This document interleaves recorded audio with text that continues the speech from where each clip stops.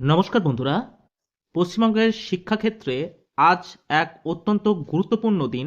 2016 সালের school service commission বা SSC নিয়োগ প্রক্রিয়ার সঙ্গে যুক্ত প্রায় 26,000 শিক্ষক এবং শিক্ষাকর্মীর জন্য বড়সড় একটি আপডেট এসছে সে সর্বোচ্চ আদালত থেকে।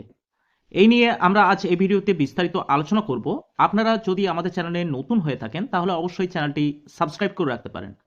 সুপ্রিম কোর্ট আজ এক ঐতিহাসিক রায়ে জানিয়ে দিলেন যে যোগ্য শিক্ষকদের এখনই চাকরি হারাতে হচ্ছে না, তাদের চাকরির মেয়াদ আরও 8 মাস বৃদ্ধি করা হয়েছে।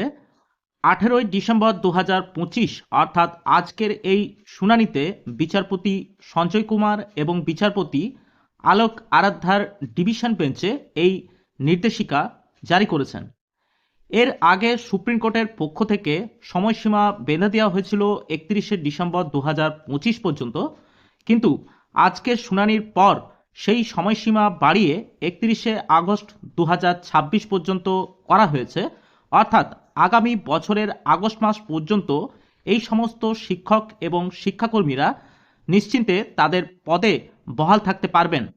আদালতের এই সিদ্ধান্তে রাজ্যের হাজার হাজার শিক্ষক এবং শিক্ষাকর্মী এখন স্বস্তির নিঃশ্বাস ফেলছে।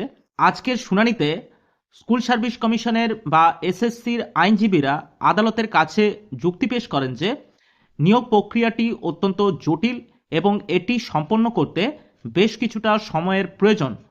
এর পরিপ্রেক্ষিতে কমিশনের দেওয়া তথ্য অনুযায়ী বর্তমানে প্রায় 40,000 শূন্যপদ রয়েছে।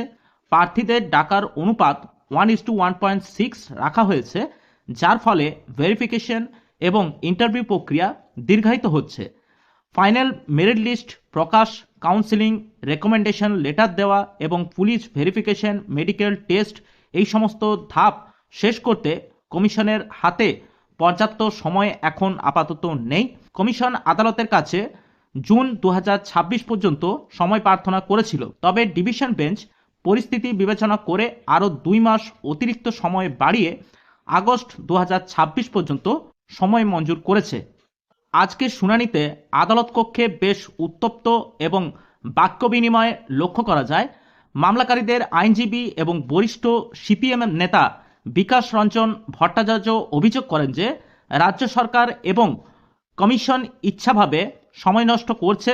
তার মতে ইললিগ্যাল অ্যাপয়েন্টমেন্ট বা অবৈধভাবে নিযুক্তপ্রাপ্তদের সুরক্ষা দেওয়ায় কমিশনের মূল উদ্দেশ্য। তিনি প্রশ্ন তুলেন, যাদের নিয়োগ আগেই বাতিল বলে গণ্য হয়েছে তাদের কেন বারবার সময় দিয়ে টিকিয়ে রাখা হচ্ছে। এরপর পাল্টা জবাবে এসএসসির হয়ে সওয়াল করে বরিষ্ঠ আইনজীবী ও সংসদ কল্যাণ বন্দ্যোপাধ্যায় জানান যে কলকাতা হাইকোর্টের 100রও বেশি মামলা ঝুলে থাকায় নিয়োগ প্রক্রিয়া বারবার বাঁধার মুখে পড়ছে। এই সব বিভিন্ন তর্কাতর্কির মধ্যে আদালত তার রায় প্রকাশ করেন।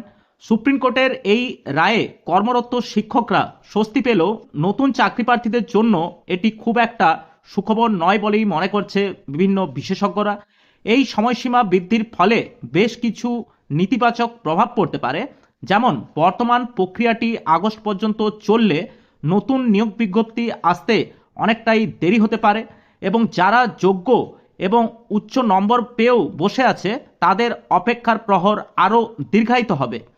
পুরনো জট না কাটলে নতুন নিয়োগ প্রক্রিয়া শুরু করা কমিশনের পক্ষে চ্যালেঞ্জ হয়ে দাঁড়াবে।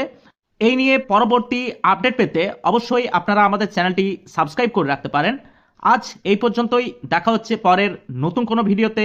নমস্কার, ভালো থাকবেন, ধন্যবাদ।